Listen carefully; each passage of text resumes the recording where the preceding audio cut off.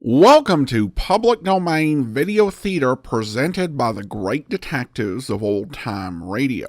From Boise, Idaho, this is your host, Adam Graham. If you have a comment, email it to me, box13@greatdetectives.net. Well, now it's time for today's episode of Dragnet. The original air date is October the 14th, 1958. This is Season 8, Episode 4, and the title is The Big Oskar.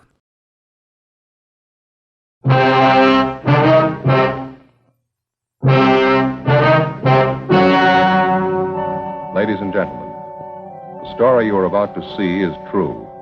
The names have been changed to protect the innocent.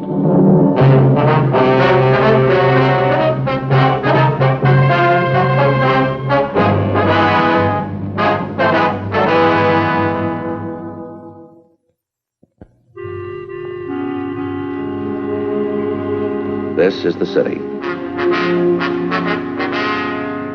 Los Angeles, California. Like other great cities, it is home to all kinds of schools where you can get most any kind of education.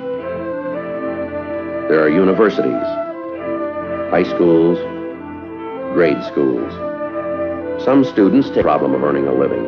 They enroll in a trade school. Some learn to cut hair or how to give a permanent. Still others try their hand at fashion modeling, at nursing, or taking shorthand.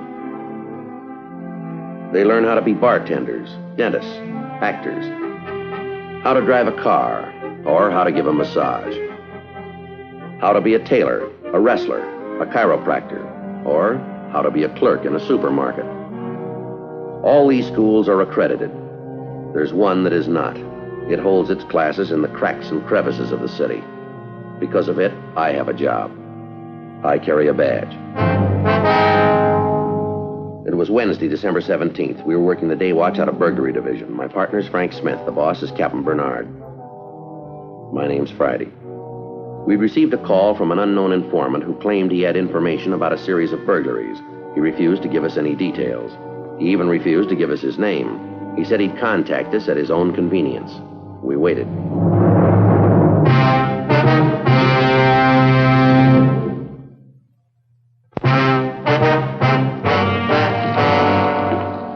Who's Lieutenant Friday? I am. Is there something I can do for you? I talked to you on the telephone before. I finally decided to come and talk to you. What was that name? I didn't give you any name. I told you I knew about some things that were stolen. Oh, yeah. I think I remember that call. Sit down. Thank you. I finally made up my mind it would be best to come in and talk to you. I want to do what's right. Could we have your name, please? Yeah. You can have it. Hovek. Hovek. Oskar Hovek. Huh. I know that's kind of a hard one to spell. It's Norwegian. I've figured out a way to change the spelling, but I haven't got around to it yet. H-O-V-E-J-G.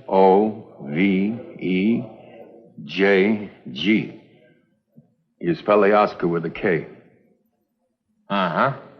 All right. What did you come in to tell us, Mr. Hovig?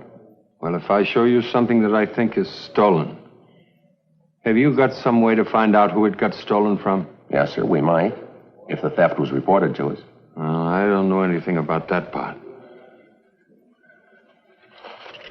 This is all I know. I hope I'm doing the right thing.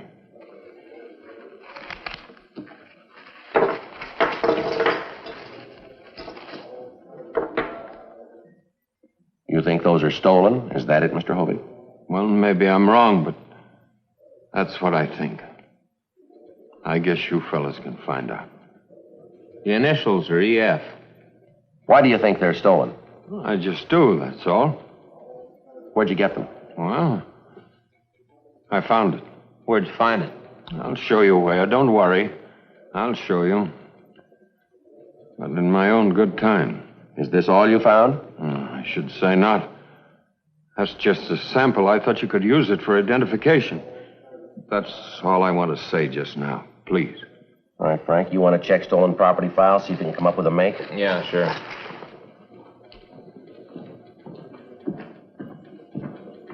Mr. Hovig, Yes? what makes you think that that's stolen property? I don't think it is, Lieutenant. I know it is. How do you know? I can't tell you now. I just know it's stolen. You'll know it, too, when you see the other stuff. Well, all right, who's responsible for it? Do you know? Yes, I know. Well, who is it? Well, maybe later on I'll tell you. Maybe not. I continued to question Mr. Hovig, but I couldn't pry loose any additional information that might help us. Frank found an identification in stolen property covering the articles Mr. Hovig had shown us. The silverware matched the description of that taken in a theft 4 days previously.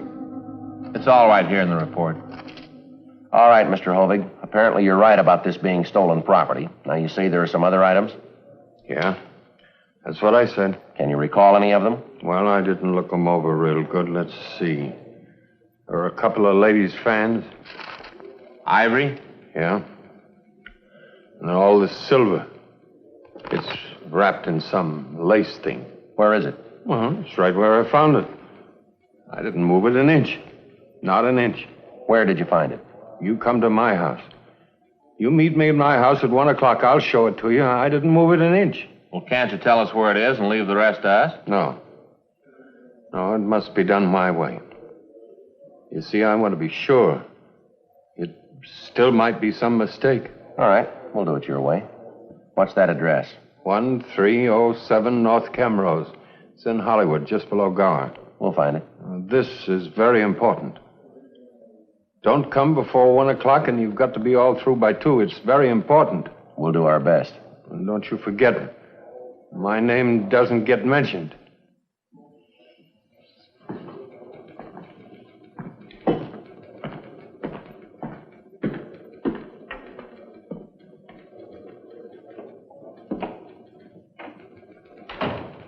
Well, we've worked some strange ones, but this is shaping up a real winner, isn't it?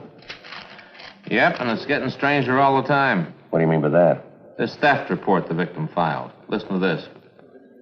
I insist that in the event of my property described above being recovered, that the police inform me first before giving out news of same to any newspaper or broadcasting station. Signed, Elma Face. Elma Face? How do you spell that? F-A-C-E. You don't suppose that's her real name? Oh, man, that's gotta be. Huh?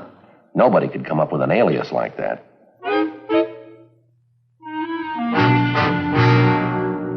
Frank and I decided to drop by and talk to Mrs. Face before we met Mr. Hovig at his home. Just a minute. 1 minute. Yes, what is it? Mrs. Face? Of course. Who did you think? Yes. Well, we're police officers. Police! Oh, great, great. Come in, come in. Oh! You have found the stuff! Well, part of it, anyway. Oh, good. Can you identify this, ma'am? Oh, yes, of course, it's mine. Oh, sit down, sit down. And a personal interview with the police to boot. Well, sit down. You don't understand. We can only stay a minute. Please, I ask you to sit down. All right.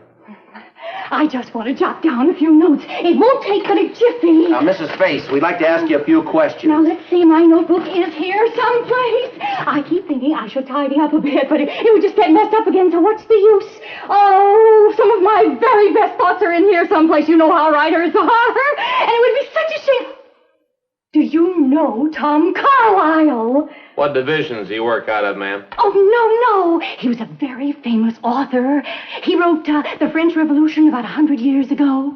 And guess what happened to his very first volume? Millions of words. A cleaning woman came into the room and threw them all away, burned them all up. And when she was asked why she did it, do you know what she said?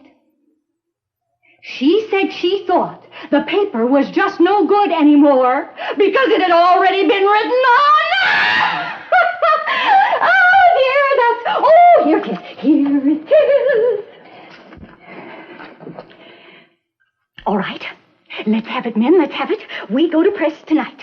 Well, I'm afraid we can't give you a complete story yet, Mrs. Face. What do you mean?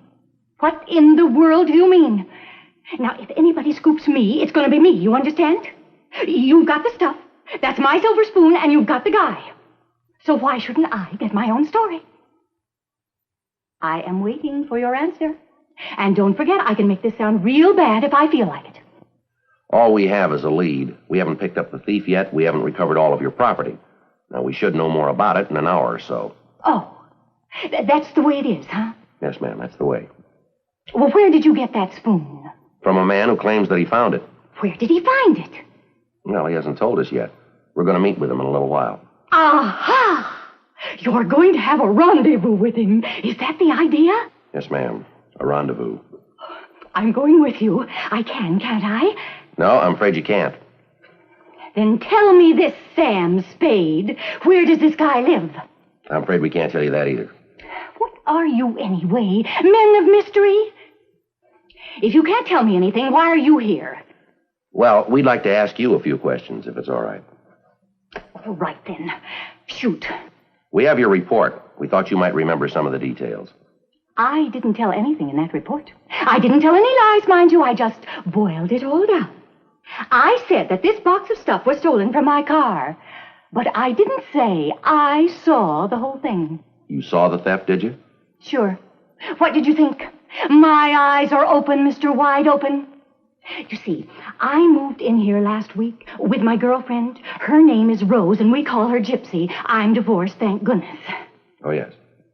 Anyway, while we were moving in, I looked out of that window there, and I saw this guy carrying a box across the lawn. My box, my silver, my heart. Your heart. It stopped. When I saw him, I mean. Can you describe the thief for us? Well, not so it would help you much. I only saw him from the back, and he was bent over, lugging my silver away. I was going to rush out after him, but by the time I got outside, he was in his car and going. Well, now, can you remember anything about him that might help us? He was a tall, big man. Even bent over a bit, carrying that box, I could tell that. I was a bit upset, you understand, but I did notice something that might help you. Well, what was that? He threw a glove out of the window of his car. A glove? That's right. This one. Oh, just threw it out, you know. And there was an L in the license number, and the color of the car was green. Why didn't you put all of this in your report? I told you. I didn't want to get scooped. I wanted in my paper first. Now, that shouldn't be hard to understand. Well, just what paper do you write for? This one. The Southwest Record? It's a throwaway. I am the editor of this sheet, and don't call it a throwaway. It's a shopper's weekly. So you didn't want any other paper to print the story before you did. Is that it? That is what I keep telling you, man. And you haven't printed your story yet? No, siree. Not a single word of it. You know, on second thought, it might be a good idea for you to be with us when we have our meeting this afternoon. Fine, fine. When? 1 o'clock. Good. That'll give me time to change. Where shall I meet you? The address is 1307 North Camrose. 1307. I'll be there. Oh, say, in case I have to ask, what's your name? Joe Friday. Friday. Friday? Oh, that's a funny name. Yes, I guess it is, Mrs. Face.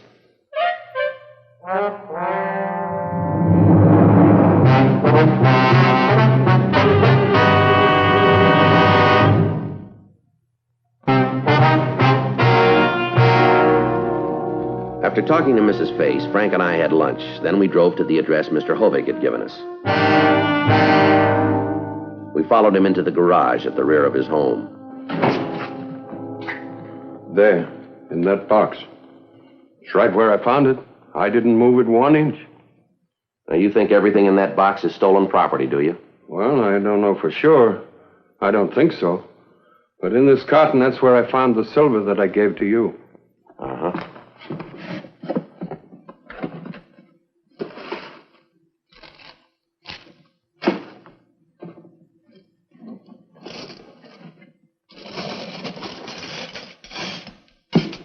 Yeah, it looks like it, all right. Sure does. When did you find this stuff, Mr. Hovig? Monday. I was neatening up this bunch of things. And I lifted that one by the string, and it broke. It turned over, and a piece of silver fell out. Well, I picked it up, and I noticed it had initials on it. I didn't recognize those initials. Then I didn't know, so I forgot to mention it. Mention it. At supper. But after they went to bed, I came out to lock up, and I began to think about it. So I looked a little more in the box, and I saw the lace and a picture of somebody that's not in the family. Yes, sir, we understand.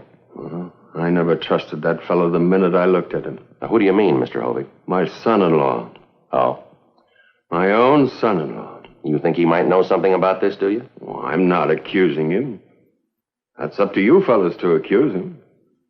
I'm only trying to do what's right. When you tell my daughter you leave me out of it, that's the whole idea. I want to be a good citizen and respect the law and everything. But my daughter might get the wrong idea. Yes, sir. 3 months they're married, and he loses his job. So Oza tells me, and since I want to do the right thing, I say, sure, come ahead. Move in here with me. I won't charge you any rent. So, when they moved in here, they brought this stuff with them, is that right? Yeah, that's right. This carton, too. Yeah? What day was this? Well, let's see. I think... What day is this? This is Wednesday. Well, that's right. Then it must have been Sunday that he brought it over. You're sure now? Yeah. I'm sure. Yoo-hoo! Is anybody here? Say, is this... Oh! Aha! Well, here I am. This lady has had some things stolen from her recently. Do you want to take a look through that carton? Which carton? Where? Which one? Right here. Oh, there it is. Yes, that's it. Oh, everything seems to be here all right. Well, men, have you got a line on the thief? We think so, yes. Oh, that's real great fast work, I must say. What's this gentleman's name? That's Mr. Hovig. You said you wouldn't give my name. Oh, yes, I saw it outside on the mailbox. Oskar, isn't it? Say, now, what's this all about? Why does he look so upset? I'm sorry. I'm very, very sorry. What for? Because your property was stolen. Well, sure, thanks. But here you've gone and found it for me again, so no great harm done. Besides, the stuff wasn't worth much. It's just that you get mad when you see somebody taking it right from under your nose. I'm sorry. It was a terrible thing to do. What's with him? It's a family matter, Mrs. Face. What time is it? 1:45. Oh, they'll be coming home any minute. My son-in-law took Oza over to the doctor's at 1 o'clock. It's just over here in the burned building. And that's why you wanted us to be here at 1, so we wouldn't be around when he came back, is that it? Yeah. But now, it doesn't matter. What kind of a car is he driving? His own car. A green car with an L in the license number. How did you know that? Oh, sure. You saw it. You'd like to tell us about it, Mr. Hovig? He was a good boy. A fine boy. I didn't hate him. Not at all. I don't know why I did it. They love each other. He'd do anything to make her a good husband. I was crazy. I couldn't stand it to be alone. Even the piano. It's no good to play it unless there's somebody to listen. Even if they're not paying much attention, just moving around the house. It's nice to know that somebody is there. A year or two ago, my daughter began to have boyfriends. I talked to her. I told her that she had plenty of time. You don't go around with boys when you're just a kid, I told her. And then Larry came along. He was working over at the service station. And then before I knew what was going on, they came to me and said they were getting married. I couldn't talk. It was just like when her mother died, what can you talk about? On the night they got married, it's strange. It wasn't so bad. We had some drinks, and after a while, I got asleep. But then next morning, and every morning of every day since then, what's the use of even getting out of bed? Who cares whether you're up or not? About 10 days ago, Larry lost his job. It wasn't his fault. The boss over at the service station gave the job to his cousin or somebody, and so they came back here to live with me, and Larry said he'd help pay for the groceries and so on. I didn't want his money. They moved their things over here and they stored them in the garage, is that right? Yeah.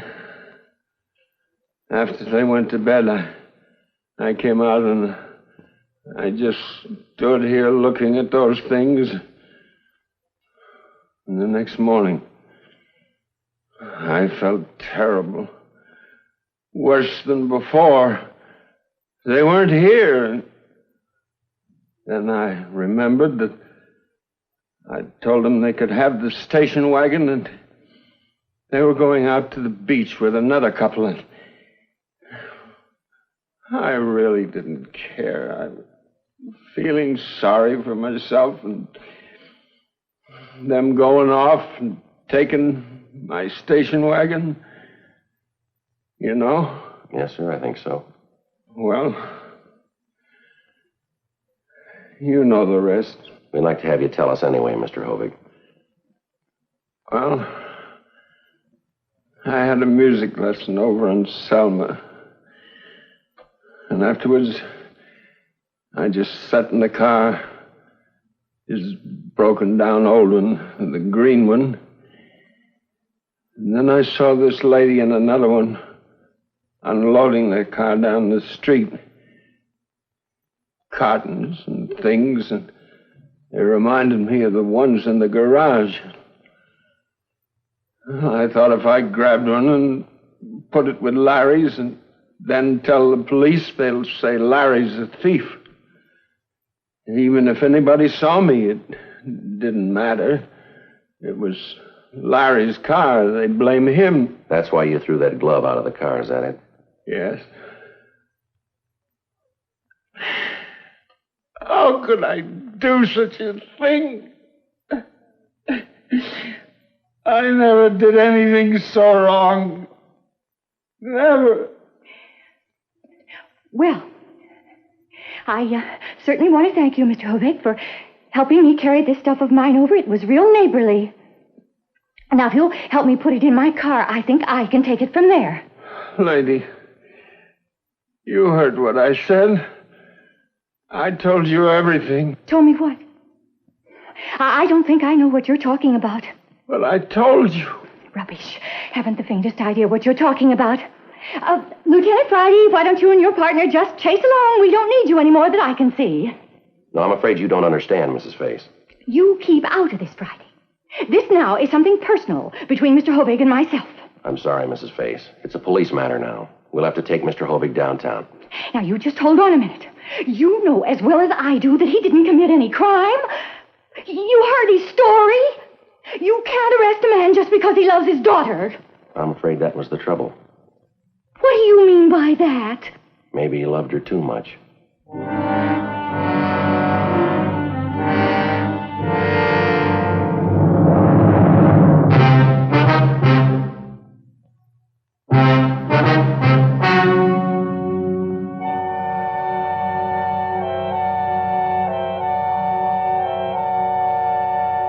On June 5th, trial was held in municipal court of the Los Angeles Judicial District, State of California.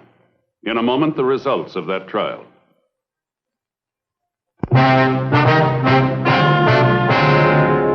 The suspect pled guilty to the charge of petty theft, 1 count. Petty theft is punishable by a fine not to exceed $500, or by imprisonment in the county jail for a period of not more than 6 months, or both such fine and imprisonment.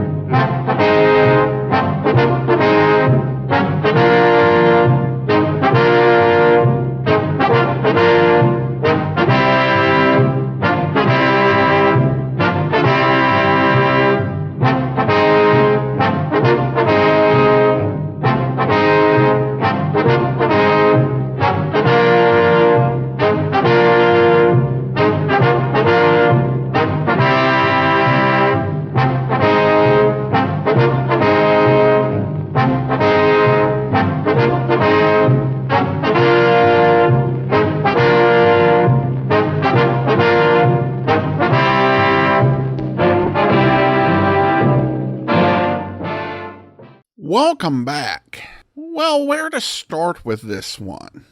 I guess we can start with Amzie Strickland's performance as Mrs. Face.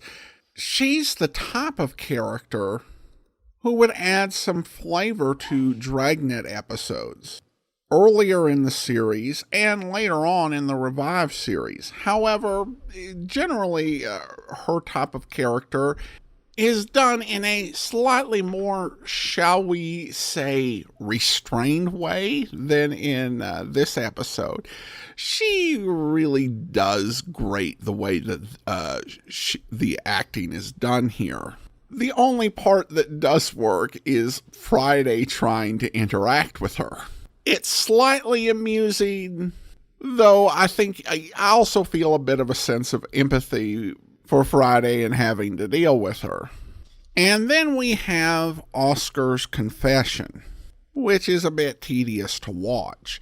And it's worth noting that Dragnet had done these sort of things in other episodes, and it worked pretty well. For example, there was the season 1 episode, The Big Mother. But I think that there were two big differences between The Big Mother's confession and this episode's. And that comes down to Peggy Weber's acting in The Big Mother versus what we got in this episode. And I think it was also better written in The Big Mother. This particular episode was written by William Spear, who was known to old-time radio fans for his role as a producer, director of Suspense. However, I don't think he really had a feel for Dragnet.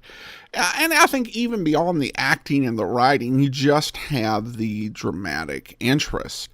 In The Big Mother, you get to hear a woman talk about the circumstances and emotional trauma that led her to commit an unthinkable act. Here we have a guy talking about his jealousy of his son-in-law leading him to commit a petty theft. It's just not as compelling or interesting. The episode may also reflect a bit of weariness by Jack Webb with Dragnet as a series. He had been trying to walk away from Dragnet since it hit its 100th episode. He really thought there wasn't a whole lot more left to tell, and he was energized by the idea of moving on to other projects. And the network wanted it to continue because it was still a solid ratings hit until this 8th season, when the ratings plummeted and the show was eventually canceled. Webb continued to do his job both as star and director, but I think this episode really screams that a lot of Webb's passion for Dragnet as a project was really gone, and that at this point he was doing his job, going to work, but just going through the motions to get through this until he could get to doing things that he wanted to do more. Keep in mind that Webb had made more than 500 Dragnet TV and radio episodes in the past decade, as well as a Dragnet movie. It would take a nearly 8-year hiatus before Webb would be able to return to Dragnet with anything approaching the passion with which he first approached the project. Well, that's all for now.